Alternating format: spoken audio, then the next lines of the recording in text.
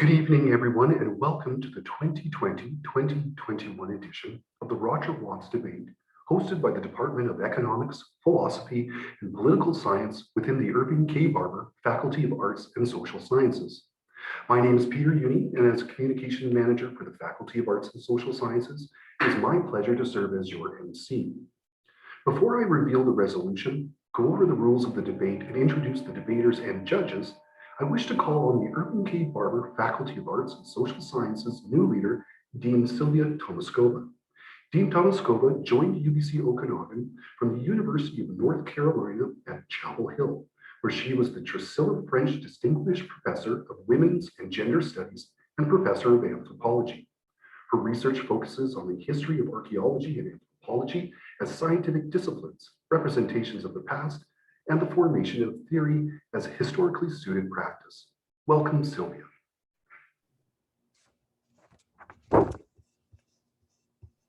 Thank you, Peter, and good evening, everyone. Before we begin this evening's proceedings, I would like to acknowledge that UBC Okanagan is situated in the territory of the Syilx Okanagan Nation and their peoples. I would also like to acknowledge that you are joining us today from many places, near and far, and acknowledge the traditional owners and caretakers of those lands. I am very pleased to be with you today at today's Rogers Watts debate event.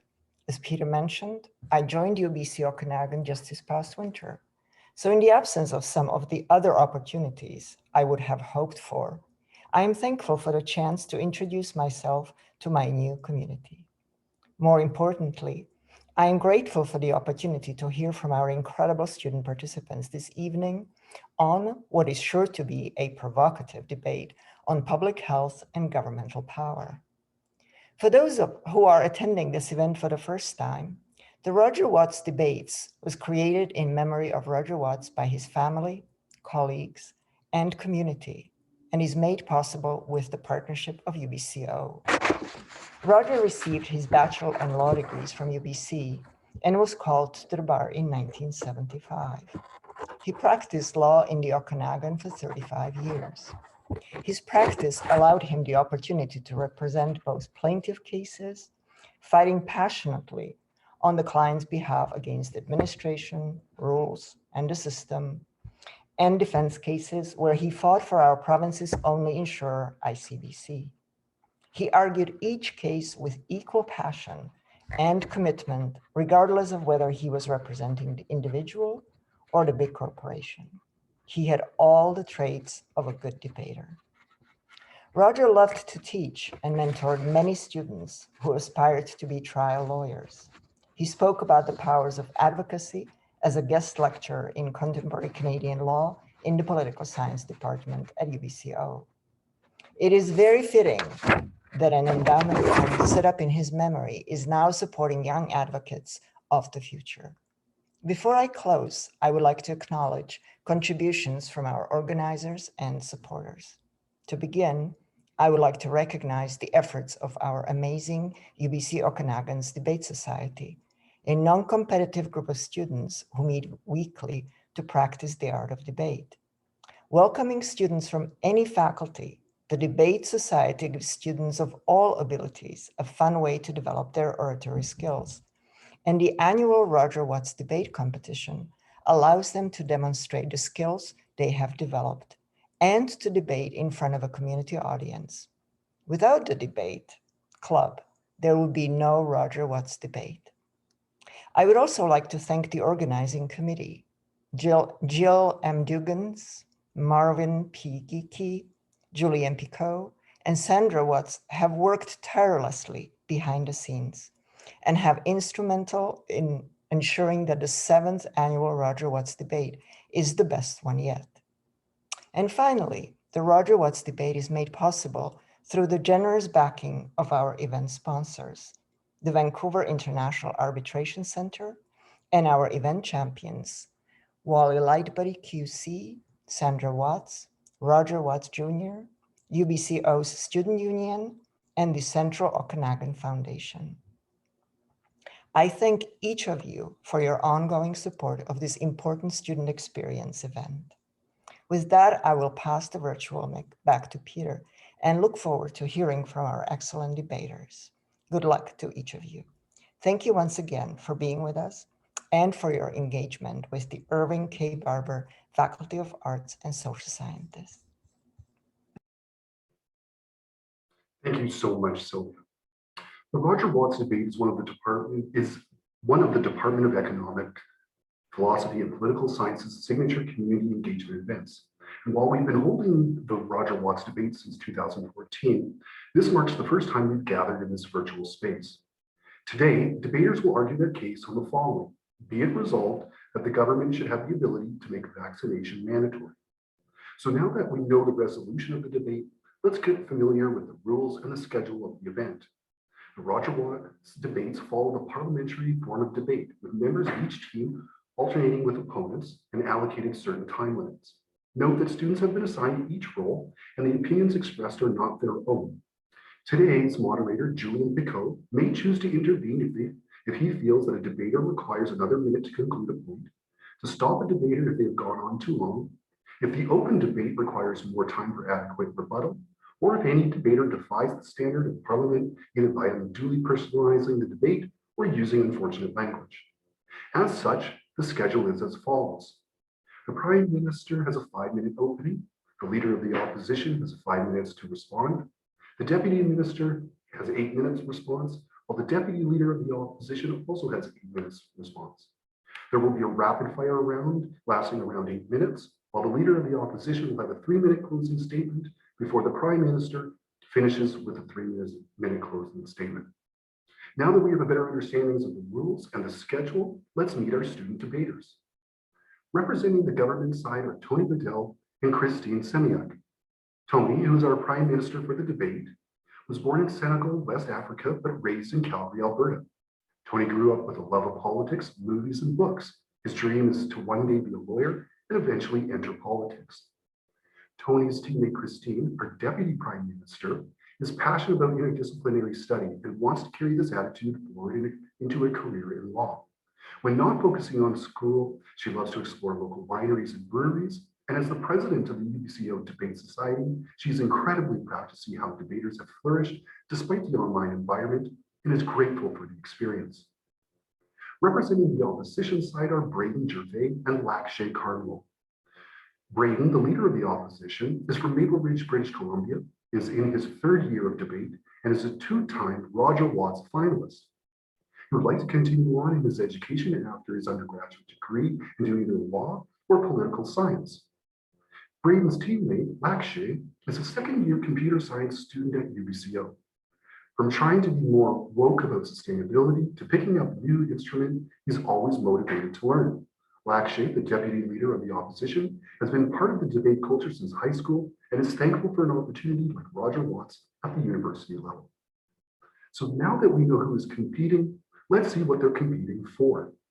Prizes of $1,000 will be awarded to the first place finishers, while prizes of $500 will be awarded to the runners-up.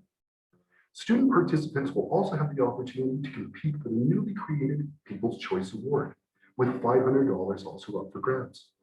Audience members will have the opportunity to vote while the judges deliberate who will take top prize, so don't go anywhere once the debate has concluded. And finally, let's meet our judges, who so graciously volunteered their time to adjudicate the Roger Watts debate. Our first judge, Don Lithway, is the Senior Litigation Partner at FH&P Lawyers with a practice focused on insurance law and an emphasis on personal injury and construction litigation disputes. Our second judge, Alvia Pico, has an extensive background in public relations, corporate community investments, event management, and fund development. While our third judge, Christopher Hart, is an associate with Nixon Winger LLP. Christopher enjoys a wide range of litigation practice with a particular emphasis on estate litigation, commercial litigation, property litigation, and construction law. And our fourth and final judge is Wendy Thiessen, a civil and commercial litigation lawyer with Rush Estes Hardwick LLP. So without further ado, let's move to the debate portion of the event. To begin, please welcome the Prime Minister for opening remarks.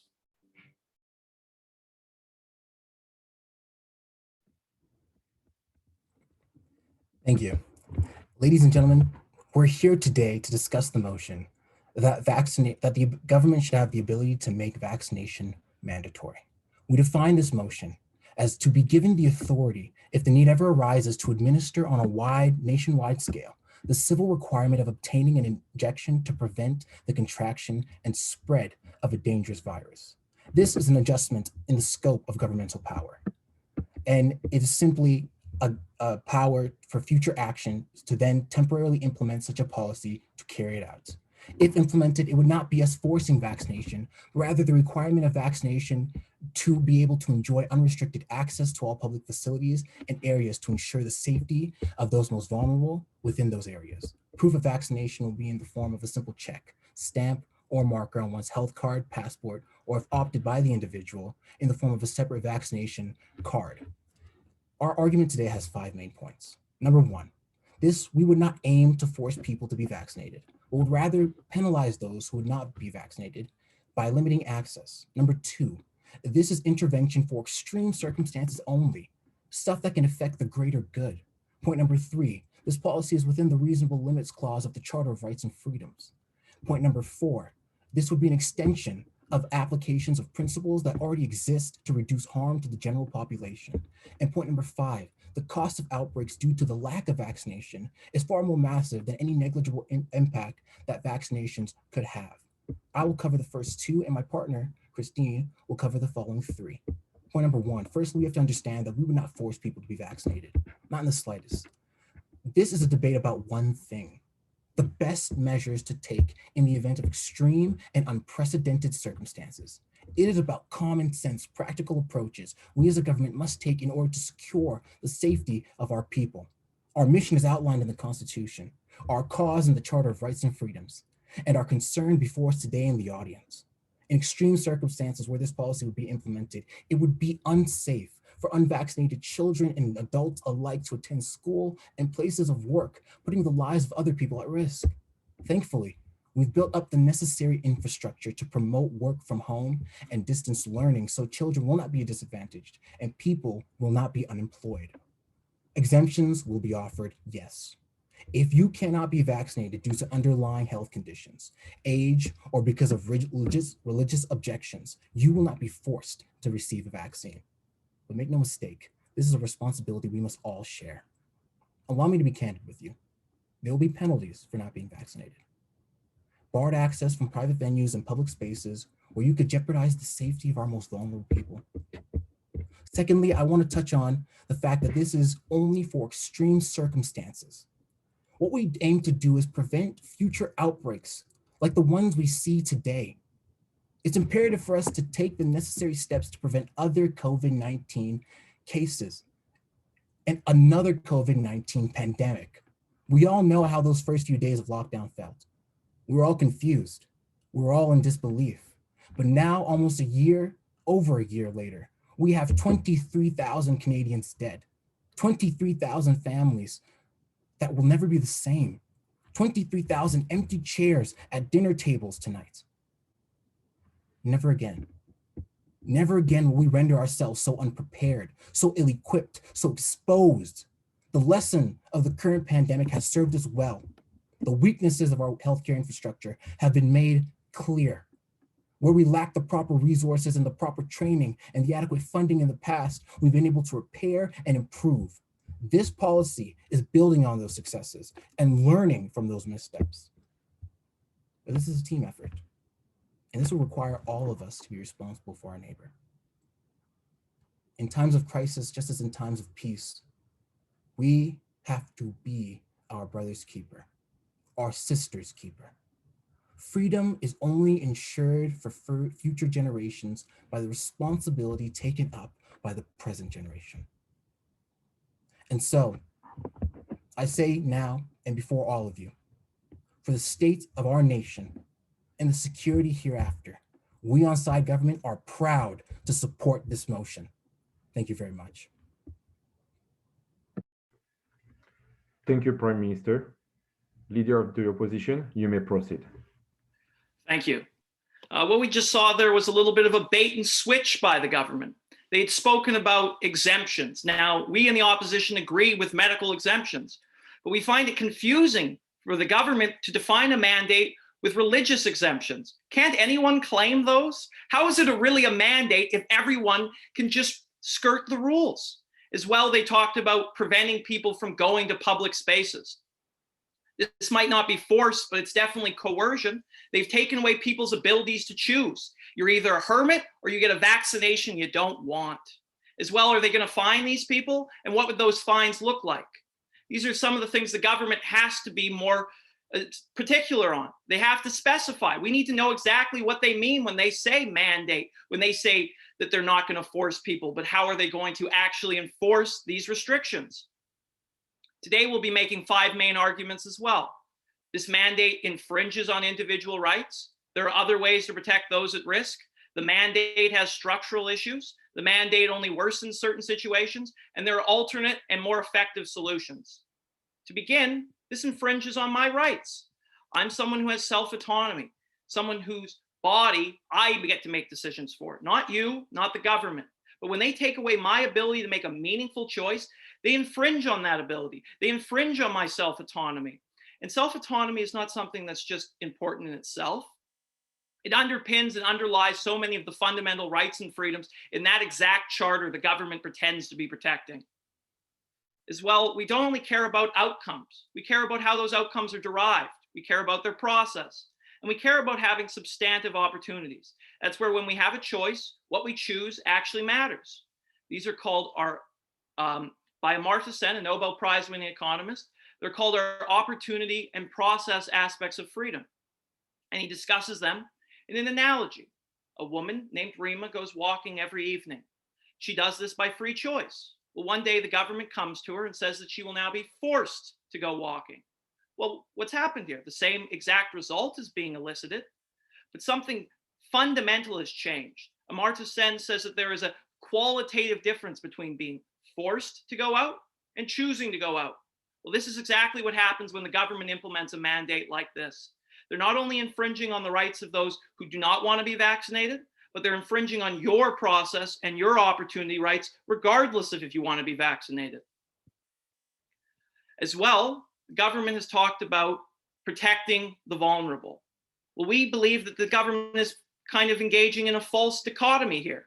We can protect the vulnerable without infringing on people's rights. We don't have to pick and choose. We can do both, and we reject the framing by the government. To begin, the most immunocompromised individuals are those who are still able to receive vaccinations. They receive what are called inactivated vaccines. These are the kind of vaccinations we use on children.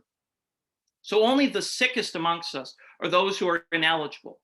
As well, viruses often mutate. This is what creates flu seasons. So really, we're always playing catch up. We're always trying to protect those at risk as the virus mutates and tries to get at them.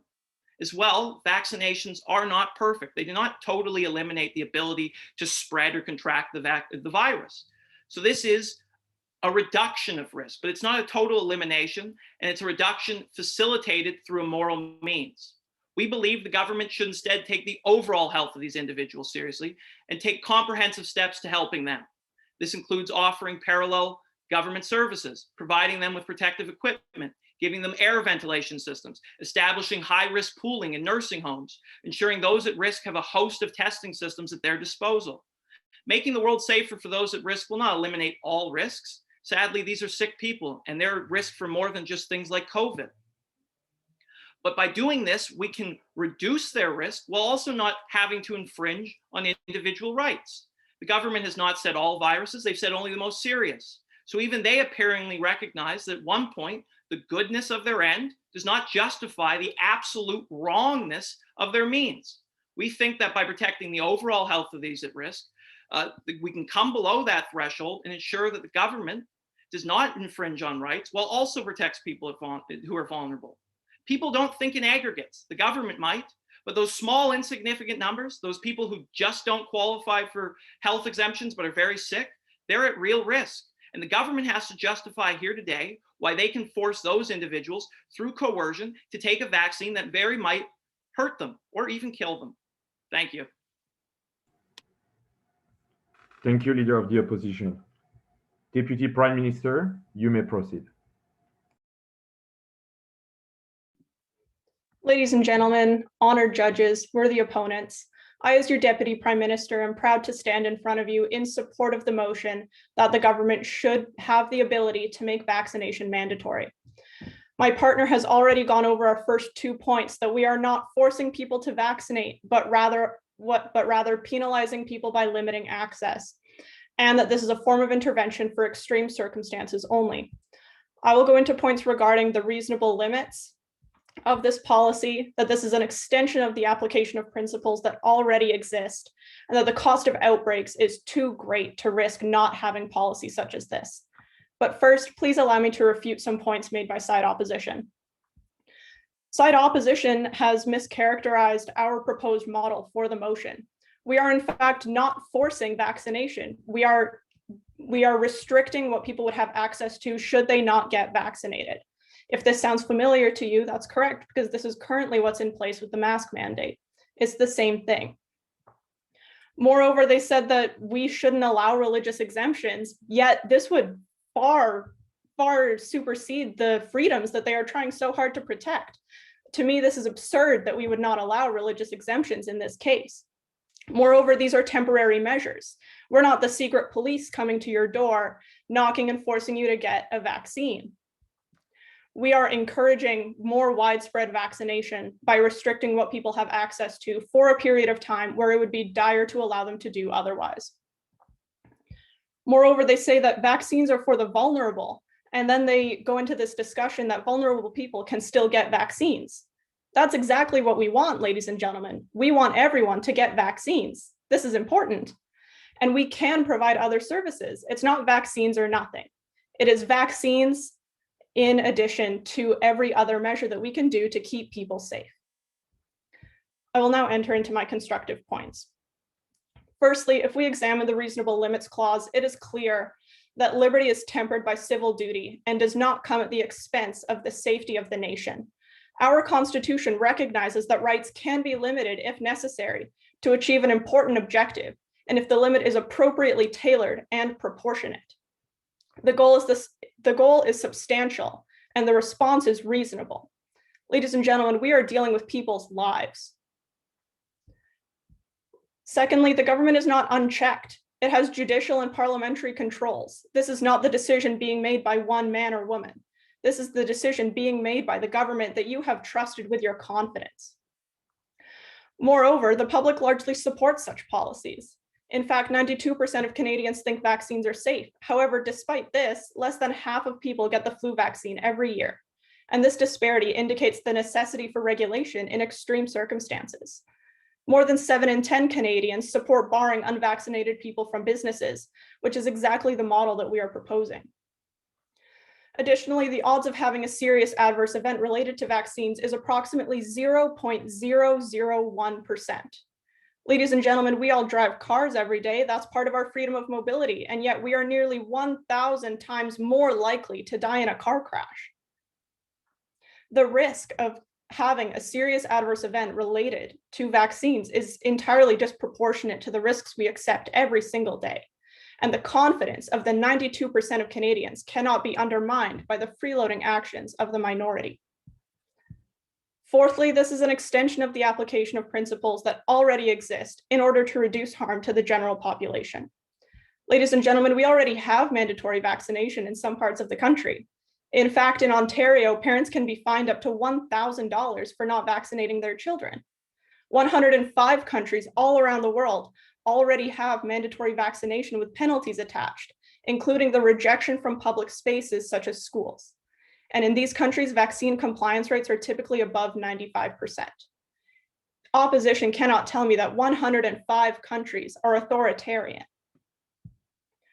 And of course, we would allow for exemption clauses. We do not want to endanger those with medical exemptions. We do not want to violate the liberties of those with religious objections.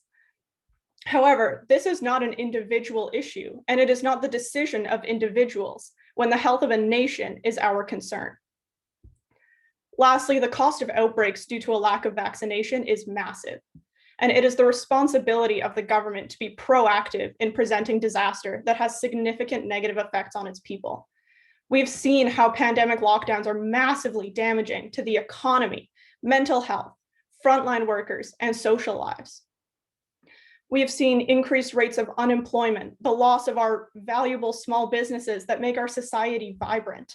We have seen increased rates of depression and increased amounts of people experiencing low mood. We're seeing the decreased socialization of children. Ladies and gentlemen, these are all the effects that we want to mitigate by having more effective and mandatory vaccination programs so that our response can be more efficient, more effective, and maintain the confidence of our people.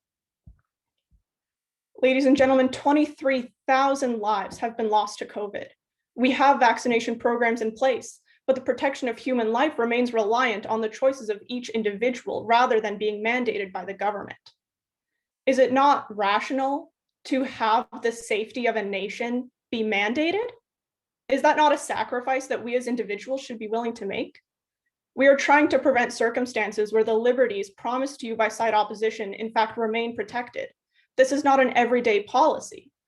And furthermore, this is not a trade of liberty for liberty. This is a temporary implementation in exchange for the freedom of the future.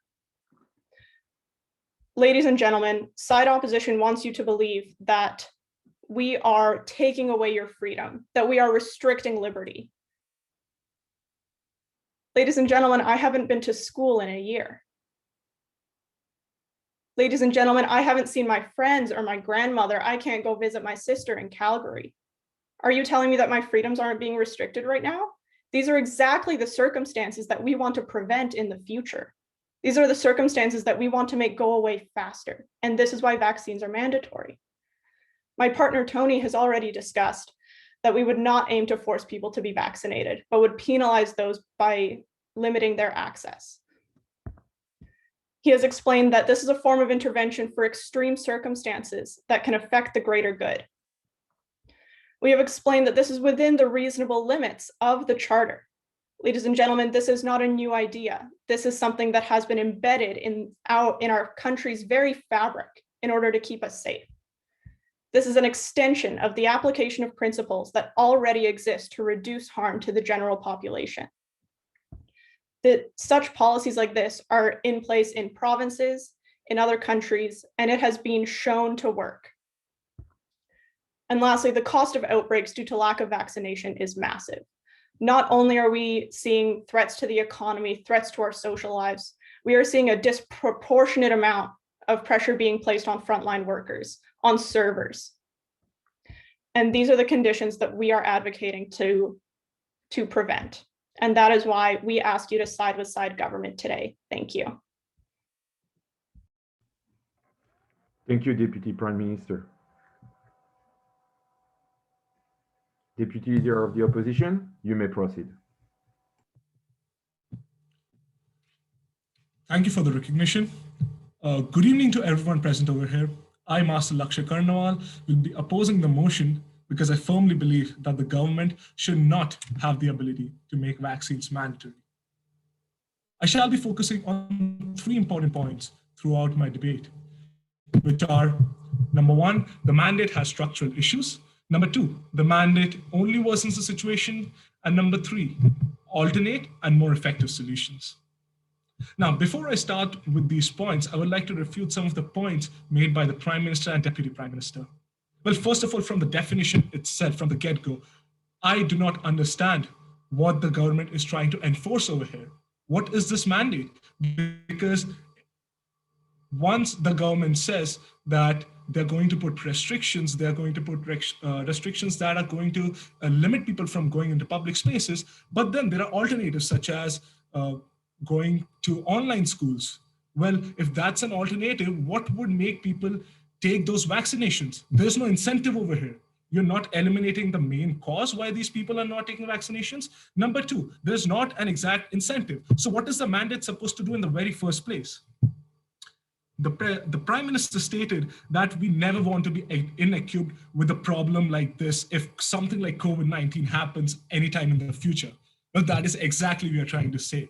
We need to aim at the policies and the problems that are causing the actual problem and not overlook them. That brings me to my first point, that is, the mandate has structural issues. Well, the side government is trying to portray a picture that people are the problem. because people don't take these vaccinations, hence the vaccination rates are so low. I'm a computer science and economics student. I have my difficult times with economics, but the one thing I've learned is that correlation doesn't mean causation. The government is following a logical fallacy, which I will take into my hands to explain. The problem of lower vaccination rates is very nuanced, and mandate is not the solution. Firstly, people are not the only culprit. As the government agreed to it as well, according to the Angus Reid Institute Research, 91% of Canadians believe that vaccinations are effective for the community as a whole. But the vaccination rates for Canada are nowhere close to 91%. Why is that? It's not because people are selfish and don't care about the community. It's because of various other structural problems that exist. The current pandemic has thrown light on some of these structural and logistical problems the country has been facing for a long time now. Problems such as lack of national registry to register and keep records of people who are vaccinated. Problems such as accessibility issues that prohibit vaccines from reaching the corners of the country. These problems are what need to be addressed, and mandate is definitely not the solution to it. Well, the government used the example of Ontario, where mandated choice model is already used. Well, I would love to use that example and compare it to another province. Ontario follows the mandated choice model, where parents are required to show proof of vaccination when children join schools. There is no automatic enrollment in the system at the time of birth, which hinders encouragement for early intervention itself. Moreover, there are migrants who aren't added to the registry, and hence their vaccination status is simply unknown. Whereas Newfoundland and Labrador, on the other hand, follows a non-compulsory informed choice model. This nurse-led model has a point of contact for parents with nurses who deliver messages and information about vaccines so that they can make an informed decision. According to the side government, clearly the approach taken by Ontario would mean higher vaccination rates. The reality is completely opposite, as Newfoundland meets all its vaccination requirements without mandates. Other problems are simply having few appointment slots. A lot of families have 2 working parents and they're unable to stick to a vaccination schedule. According to a study by Immunize Canada, the addition of a vaccination schedule reminder in Ontario increased the vaccination rates from 75% to 97%. This showcases how the real causes of the problems are being ignored and people are being portrayed as a real problem. Having the ability to make this vaccination mandatory would not eliminate these issues. This brings me to my second point, that the mandate actually worsens the situation. Side government represents mandatory vaccination as a solution to save the community and protect the society. That is untrue at so many levels. Not only it isn't a viable solution, on top of that, policies that implement mandatory vaccines are not fair and equitable. A few of the solutions or incentives suggested by the government, which include limiting public access to public spaces and reducing services, has a lot of problems. Well, what we need to realize is, since most of the causes that make people not take these vaccines haven't been eliminated, people try to find loopholes.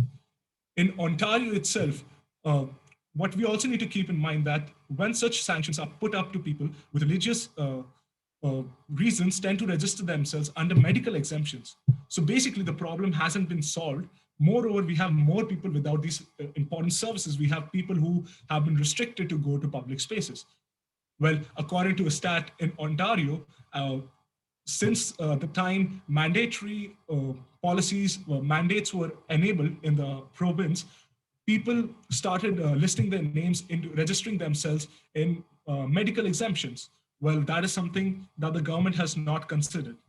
These policies have been adopted by countries such as Australia, some US state, and the results, as declared in the study by the Community Preventive Services Task Force, clearly suggest they're ineffective.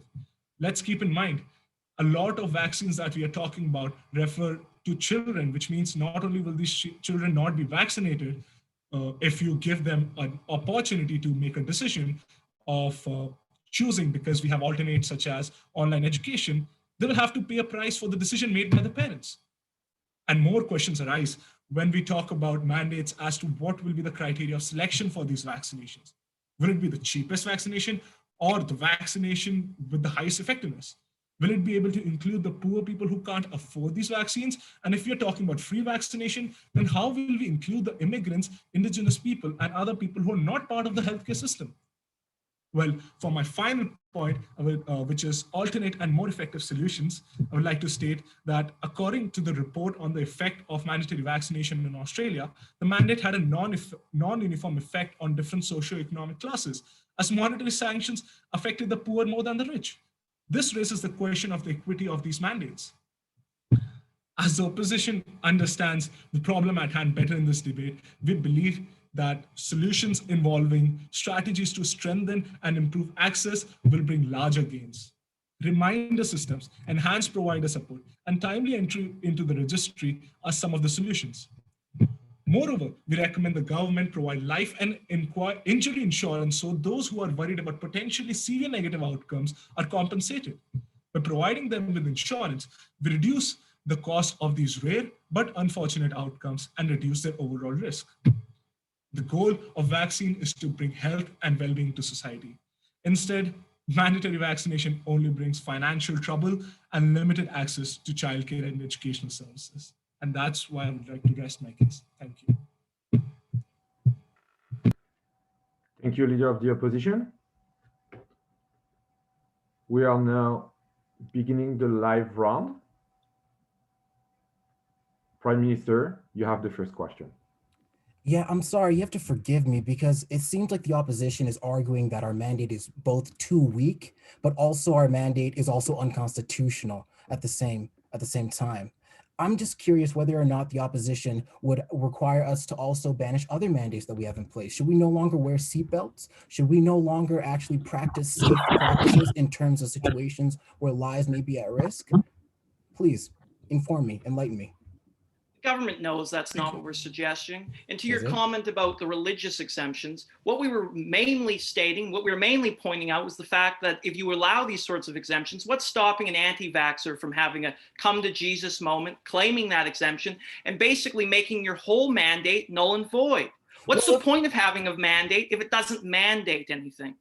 Well, That's what we seatbelts were actually asking the protect government. you in a flight where these mandates are basically effective. I'm sorry, I didn't catch the question in that, but you know, let's address that whole issue about religious exemptions. You're arguing about constitutionality of our mandate in the first place. Well, okay, if we do not allow religious exemptions for individuals who are genuinely religious, then are we not also violating their religious rights? So how do you determine that? Beg your pardon?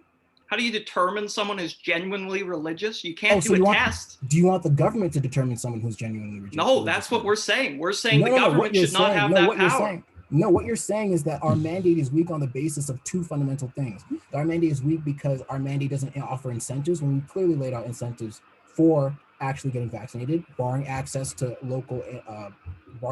public venues and private venues.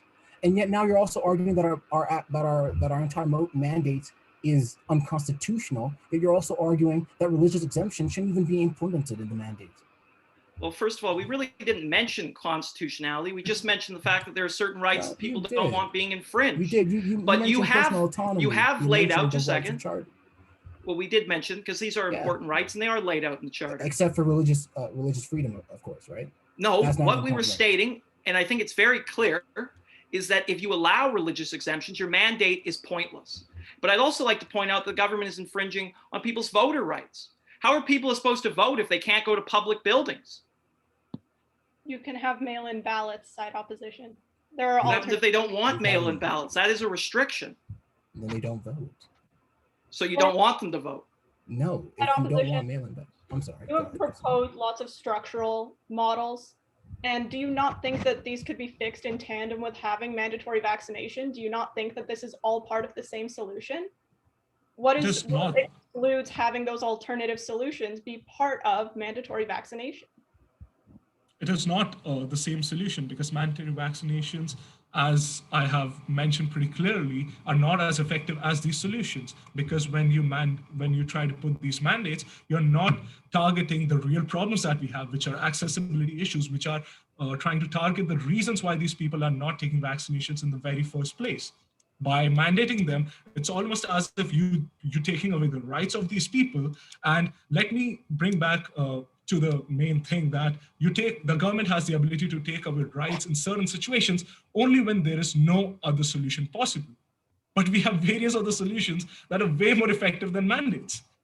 And that is where the side government doesn't understand why these taking away these rights are simply not the solution here. What alternative solution do you propose for widespread protection against life-threatening viruses? We mentioned a number. We mentioned targeting services, air ventilation systems, PPE equipment to those who are actually at risk. We've mentioned, for example, my partner mentioned that a very simple solution was reminding people of vaccination schedules to actually get them to come in and become vaccinated. But I'd also like to make the point that the government has only given half their required argument. Maybe they've convinced some people in the audience, not myself, that there's someone in authority should be able to mandate vaccinations. But they have not given us the argument that it should be them. Why not a health authority that makes health decisions rather than the government who makes political decisions? We have already told you that the government is not making this decision unilaterally. The government has people as part of it that are involved in healthcare decisions. And of course, we would listen to the advice of those people. The same way that Prime Minister Justin Trudeau is not single-handedly determining the mask mandates for our country. The government is not one person. It is a group of specialists that can come to the best possible solution. And that is exactly what we proposed in our model. I have to disagree with you can go ahead, Lakshay. So if you're saying the government will be responsible for making these decisions along with the healthcare services and these organizations, so in case we have this rare case of vaccinations having side effects, will the government be responsible for those side effects and those medical problems that these people face? Because let's keep in mind that our autonomy has been taken. It is not a decision anymore to take these vaccinations, and it can't be reflected back to us as this being our decision. So does the government take responsibility in that case? Of course, the government will obviously take responsibility if in the rare instance a vaccine does cause harm. And what is that compensation? However, I think you misunderstood the entire argument in the first place. The harm that vaccines cause is very negligible.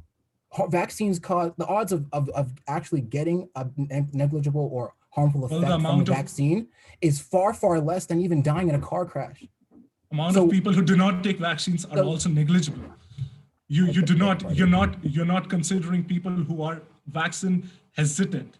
You're talking about people who do not take vaccination. And that is what we are trying to propose. We are trying to propose a solution that focuses on this part. The people who are hesitant, people who are unable to get vaccinations due to various reasons like accessibility. And we've offered those exemptions in our proposal. And we will offer a very tangible plan for distribution of this. We've learned many lessons from the COVID-19 pandemic. We're better prepared now to handle a pandemic than we ever were in the past. So to suggest that we won't be able to effectively tackle this issue in the future is preposterous. I'm surprised at how little faith the opposition has in the government and how little faith the opposition has in Canadians as a whole. Because you're the ones who don't have faith in the Canadians. You're the ones who are trying to force a mandate down their throat. But I'd also like to point out that the government has said that this small death certificate doesn't matter. Well, it matters to those who are passing away. It matters to those who are receiving blood clots. We agree. No one on this side, and neither of you, have denied that vaccines are safe, but it's not safe to everybody. You're going to have a medically exempt group, and there's going to be people who are just on the edge, who are just also not safe to a lot of people as well. Yeah, there will be more people dying from a virus and a pandemic than people dying from the effects of a vaccine.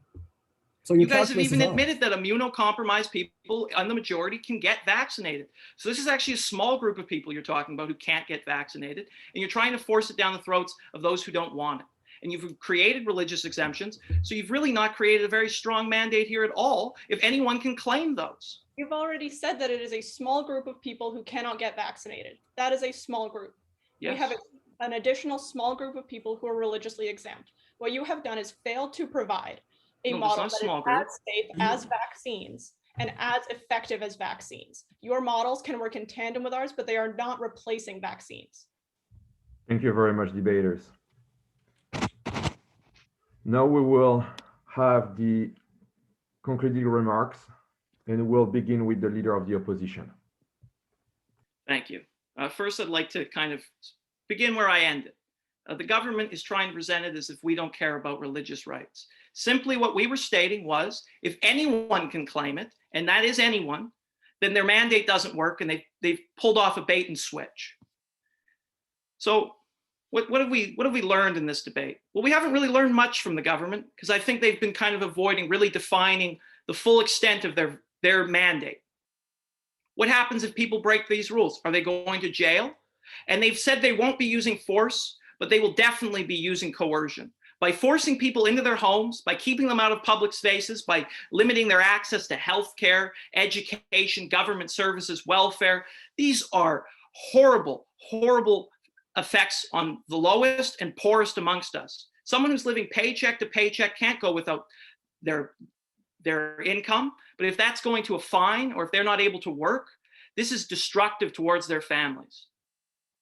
As well, the government has not properly explained why they should have this power, why it shouldn't be vested in a health authority totally independent of the government and their political decisions.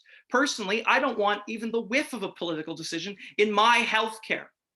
As well, they have failed to explain why this mandate has so many exemptions, but it actually fails to actually implement itself. And what I mean by that is you either give all these exemptions and there's no effect in the mandate, or you don't have these exemptions and you have to confront the reality that you're infringing on people's rights. The government believes it can eat its cake and have it too.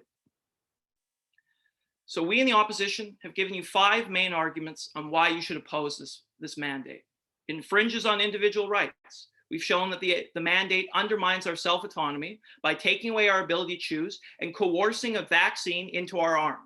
And we've shown that it infringes on everyone's process and opportunity aspects of freedom. As well, the government has presented us a false dichotomy. They said we either protect people or we infringe rights. We've denied this, and we say that the government is totally wrong on this point. As well, the government has not managed to deal with the structural issues present in their mandate. They've condemned individuals without giving them real solutions. My partner has shown that these mandates in the countries that have tried them have failed. He showed, for example, the simple thing like reminding people of their vaccination schedules increased vaccination rates from 75% to 97%. As well, this mandate only worsens certain situations. It limits people's access to healthcare services, childcare services, education, a number of important public goods. And this is disproportionately harmful to lower income earners. And we've given them alternate solutions, and they want them to work with their mandate. Well, we've given those solutions so we don't have to have a mandate, so they don't have to infringe on our rights. Now, the government gets to conclude this debate, and they're going to try to use all the thunder and flash they have. Thank you, Leader of the Opposition. Now we will proceed with the Prime Minister. Thank you. Ladies and gentlemen, tonight we've discussed the value of liberty and the importance of public health. Now, I want to address what the opposition said. They said that our motion hasn't been defined.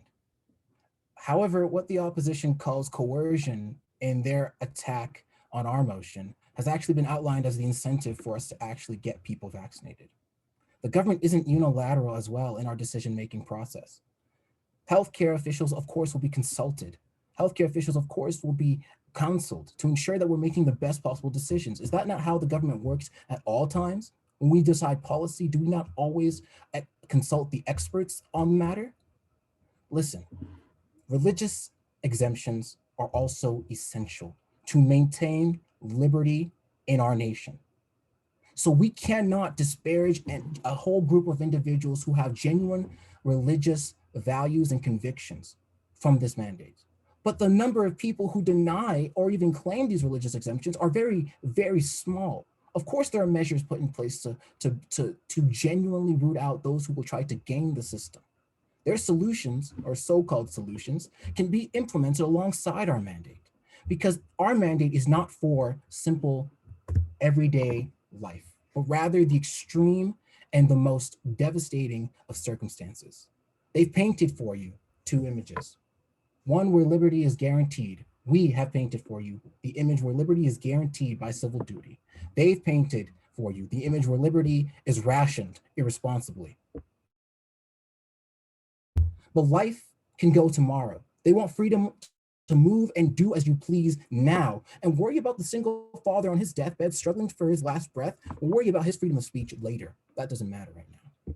Remember, belief in the need for vaccinations only weakens when people have made the calculus that they will no longer be necessary or they can go without. It is not safe to go without. As Helen Bedford of a children's health specialist in London states, when the disease isn't around, half the equation goes away. Listen, when the disease is around, we still have that problem. This is a problem of hesitancy and not outright refusal, because in most countries, less than 2% of the population genuinely believes or opposes vaccines. On what other issue would we allow 2% of the population to decide the entire fate of a nation? Listen, we've presented to you 5 reasons as to why the government should have the ability to make vaccination mandatory. We've painted for you the image of a candidate that is tempered and responsible in its response and measure. We've painted for you also how this is an initiative to prevent greater outbreak and mitigate the fallout of uncontrolled pandemonium. We've laid out a plan that operates within the framework of the Charter of Rights and Freedoms. And we've explained the cost of failure to not take the necessary steps, as well as shown how this is not a gross abuse of new powers, as the opposition would have you believe, but rather, this is the implementation of principles that already exist. Prime Minister, thank you. Thank you.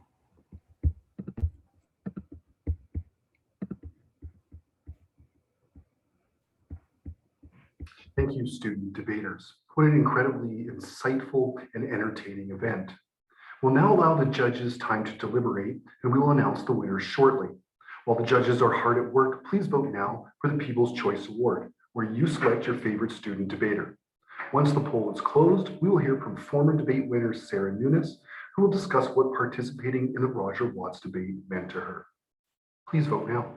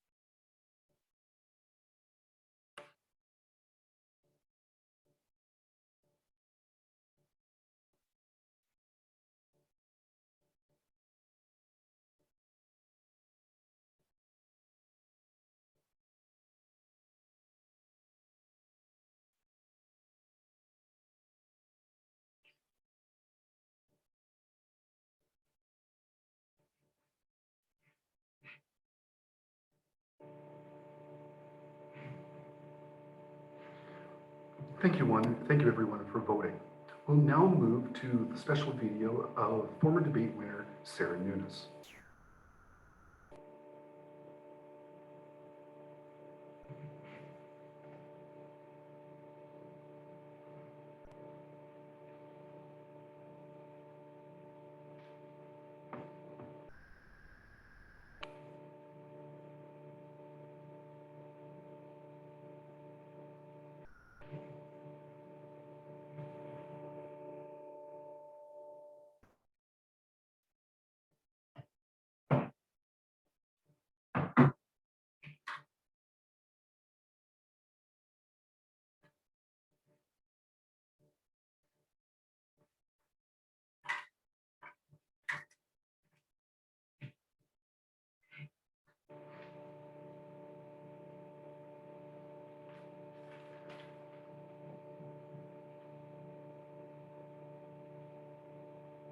to be a consultant?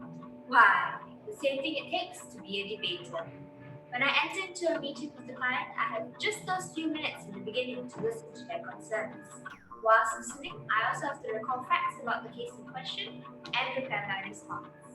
When the client is done, how do I respond? Not only do I have to present my advice and facts about the case clearly, concisely, and confidently, but I also have to do it convincingly within the limited amount of time available to me.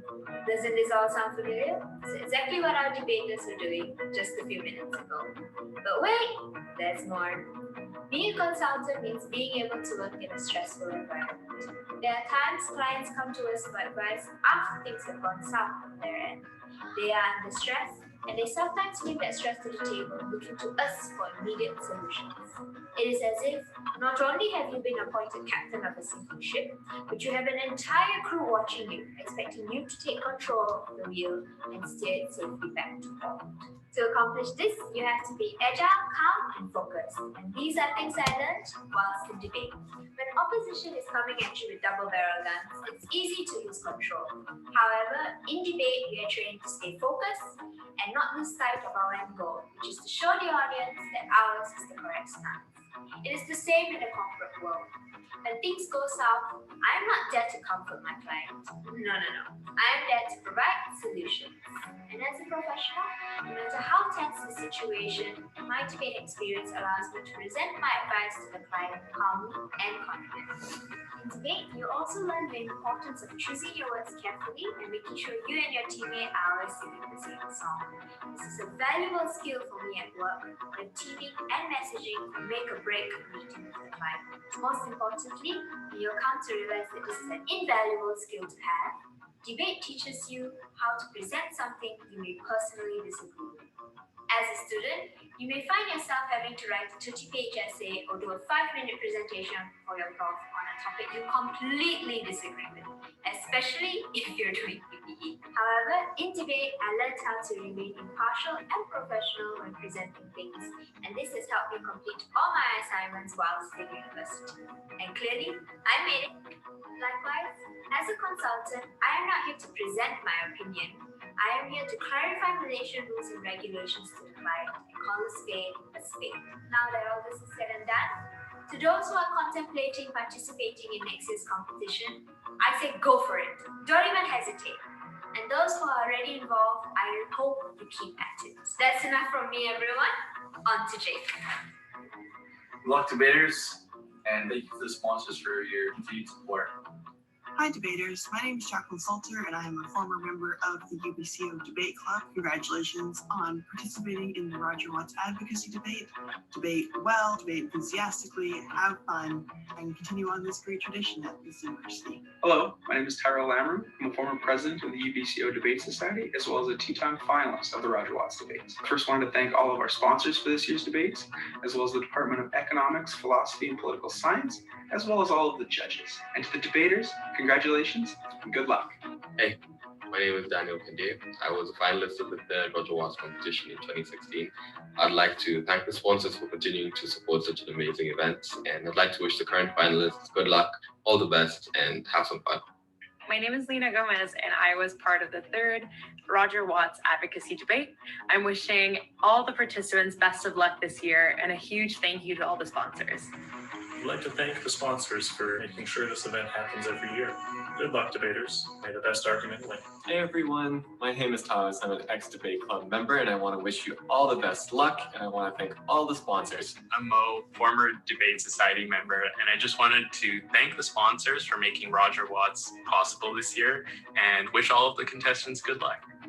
Hey gang, my name is JC. I was a member of the Debate Club 4 years back now, or 5, and I just want to wish you all good luck in the upcoming debates, and you know, have as much fun as you can. It's a really fun experience, and you know, debating can lead to many different options later in life. I myself became a lawyer, so use that debate to become a professional.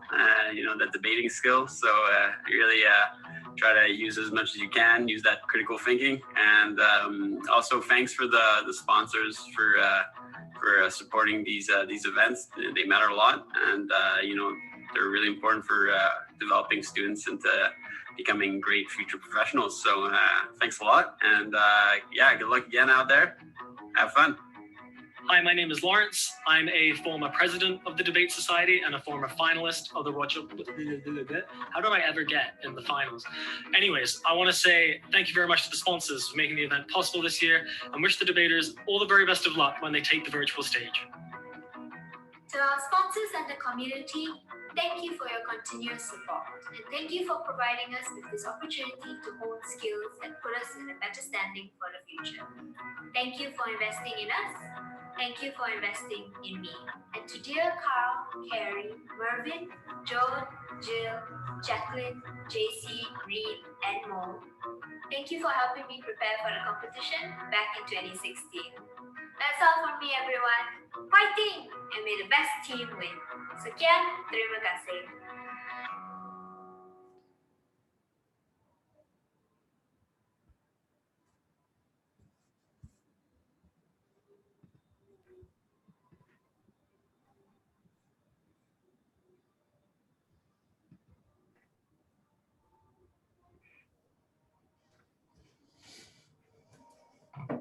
I hope you enjoyed Sarah's commentaries and insights. We understand that there were some issues with the audio. We'll attempt to fix that for the future. The judges have are currently deliberating, but I will start with the People's Choice Award. The people have voted. Thank you so much, everyone, for submitting your choices through our interactive poll. We very much appreciate you sticking through the debate and taking the opportunity to provide your votes. This new award is extremely important for our group and offers another opportunity for them to celebrate in the successes of the debate. With that said, I won't postpone the winner any further. Let's start with the People's Choice Award. The public has voted, and the winner of the first ever People's Choice Award as a part of the Roger Watts debate is, without further ado, Christine. Congratulations, Christine, on capturing the inaugural People's Choice Award. What a terrific job you've done, and clearly the public agrees. With that, I'd like to move forward with the top prizes. To announce the winners will be our judges. As I understand it, they're just finishing up deliberating, and we'll just pause an extra second to make their final results. We'll be back in just a few minutes.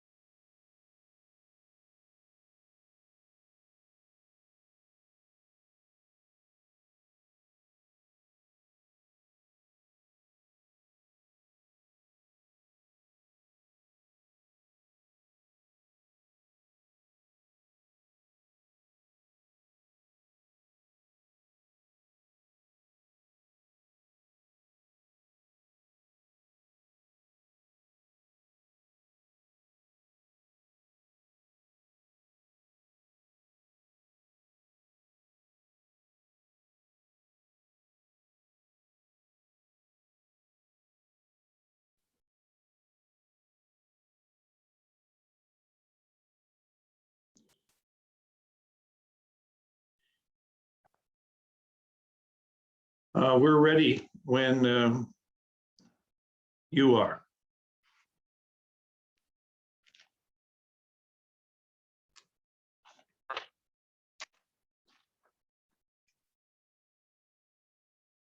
I can't hear you, Peter.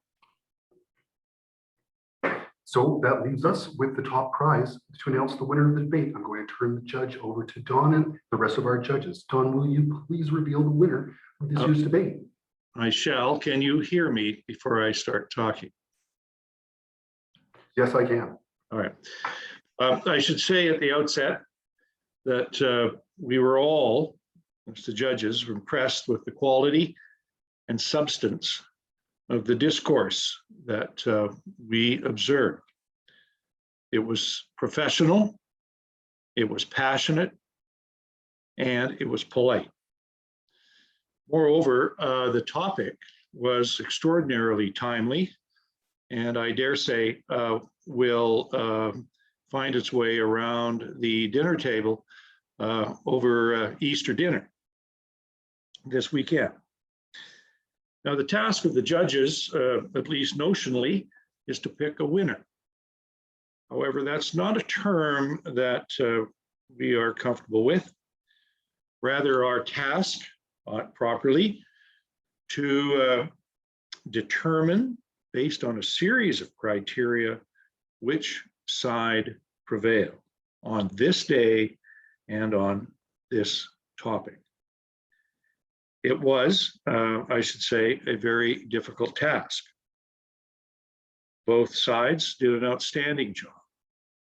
And I'm authorized to tell you that two of the judges found for the opposition, two of the judges found for the government. However, the decision is based on a numerical score. And on that basis, the decision is that the opposition prevailed this evening. I'd like to extend my congratulations to all the participants. That truly was a job very, very well done and was very, very impressive. And on behalf of the judges and the organizers, I wish all of the participants the very best and the very best luck in their studies. Thank you.